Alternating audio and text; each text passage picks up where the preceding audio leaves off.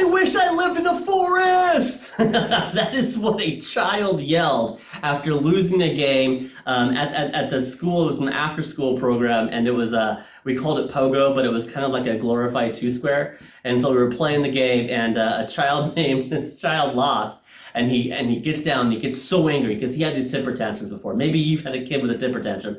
And he says, I wish I lived in a forest. And I was like, you want to live in a forest? Oh, I wish that I lived in a forest sometimes too. He was done being around people. And he was like, this is it. Hi, I'm Mark, and this is your daily Cornerstone Connection. Well, sometimes that happens. Sometimes there are rifts in relationship where you just don't want to be around the person. You don't want to see the person. Maybe even in your own family, you have someone that you just don't talk to. They're over there and you're over here, but there's been a break in this relationship. And you may be watching this like there's a break, and honestly, I cannot even imagine how reconciliation could even be possible, right?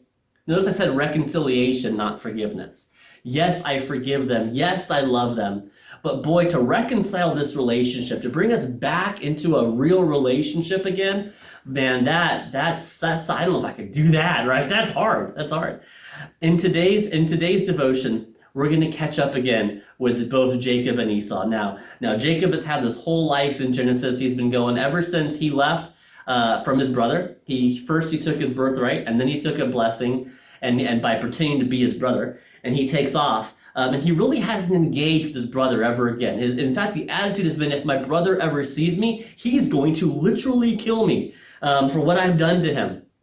And that was the attitude when he left. He actually left there. Rebekah helped Jacob leave because Esau was literally looking to kill him, to commit murder, like Cain and Abel style, kill him.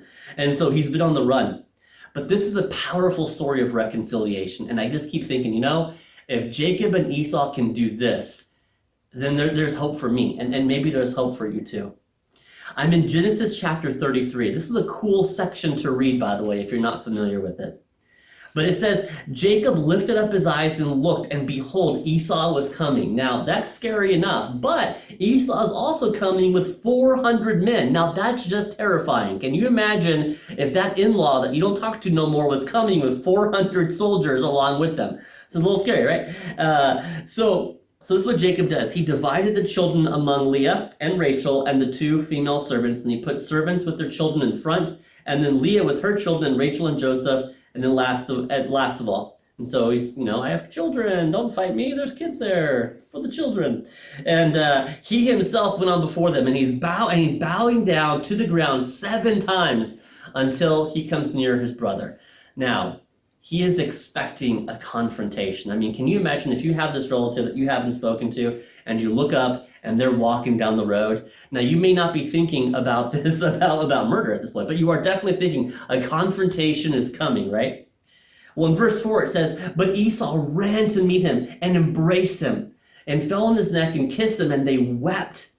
And then Esau lifted up his eyes and saw the women and children, and he said, Who are these with you?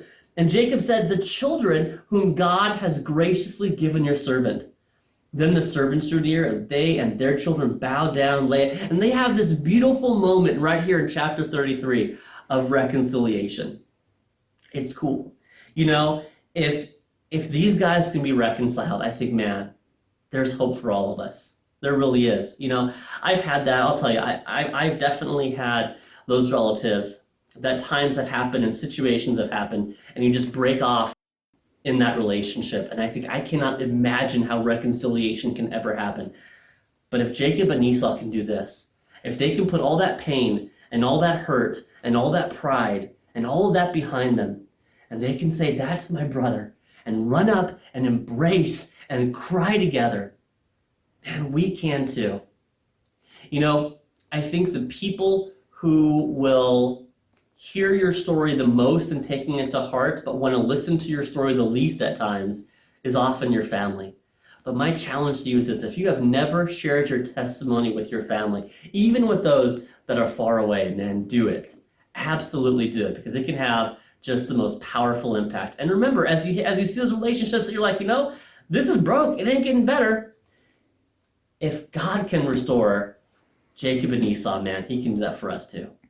Well, thanks for watching, and I just want you to know, man, I am praying for you and for your family, and I hope to see you sometime soon. Bye.